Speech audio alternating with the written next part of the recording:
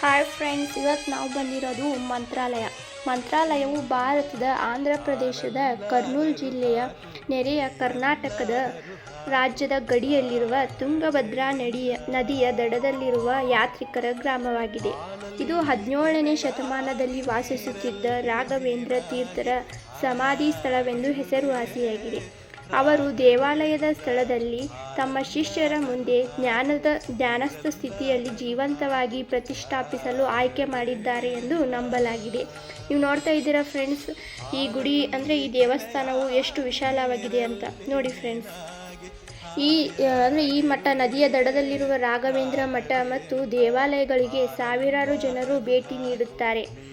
ಹಾಗೆ ಇದು ರಾಯರ ಮಠ ಅಂದರೆ ಶ್ರೀ ರಾಘವೇಂದ್ರ ಸ್ವಾಮಿ ಮಠ ಎಂದು ಪ್ರಸಿದ್ಧವಾಗಿದೆ. ಇದು ನೋಡ್ತಾ ಇದ್ದೀರಾ ಫ್ರೆಂಡ್ಸ್, ಈ ವಿಡಿಯೋದಲ್ಲಿ ನೋಡ್ತಾ ಇದ್ದೀವಿ. ಇದು ಅವರ ಕೆಲವೊಂದು ಮೂರ್ತಿಗಳನ್ನು ನೋಡೋದಕ್ಕೆ ನಮಗಾಗಿ ಇಟ್ಟಿದ್ದಾರೆ. ಅವರು ಬಳಸಿರುವಂತಹ ಪಲ್ಲಕ್ಕಿ ಆಗಿರ್ಬೋದು, ಅವರ ಮೂರ್ತಿಗಳು ನೋಡ್ತಾ ಇದ್ದೀರಾ ಫ್ರೆಂಡ್ಸ್. ನೋಡಿ, ನಾನು ನಿಮಗೆ ತೋರಿಸ್ತಾ ಇದ್ದೀನಲ್ಲ ಫ್ರೆಂಡ್ಸ್, ಇದೆಲ್ಲ ಅವರು ಬಳಸಿರುವಂತಹ ವಸ್ತುಗಳು. ಇದು ನಾವು ಬಂದುಬಿಟ್ಟು ಅಲ್ಲೇ ಒಂದಿಷ್ಟು ಅಂಗಡಿಗಳಿದ್ದು ಅಲ್ಲಿ ಒಂದಿಷ್ಟು ಸಾಮಗ್ರಿಗಳನ್ನು ಖರೀದಿ ಮಾಡಿದ್ವಿ. ಇದು ನೋಡಿ ಫ್ರೆಂಡ್ಸ್, ಹೊರಗಡೆದ್ದು ಅಂದರೆ ಅಲ್ಲಿ ದೇವಾಲಯದ ಮುಂದಿನ. ಇದು ಬಂದುಬಿಟ್ಟು ಈ ಕಡೆ ಪ್ರಸಾದದ ವ್ಯವಸ್ಥೆ ಇದೆ ಫ್ರೆಂಡ್ಸ್. ಅಲ್ಲಿ ಸುಮ್ಮನೆ ನಾವು ಪ್ರಸಾದಕ್ಕಂತ ಹೋಗ್ತಾ ಇದ್ದೀವಿ ಫ್ರೆಂಡ್ಸ್. ನೋಡಿ,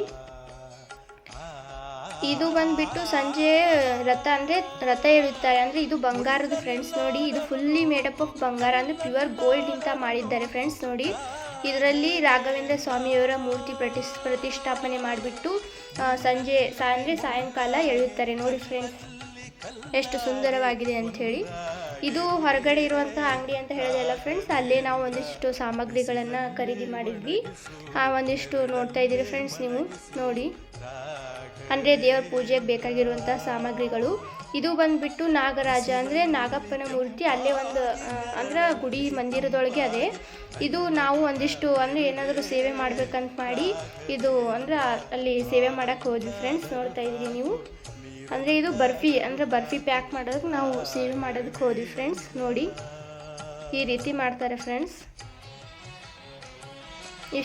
ಇಷ್ಟೆಲ್ಲ ಮಾಡಿಬಿಟ್ಟು ನಾವು ಅಲ್ಲಿಂದ ಹೊರಟ್ವಿ ಫ್ರೆಂಡ್ಸ್.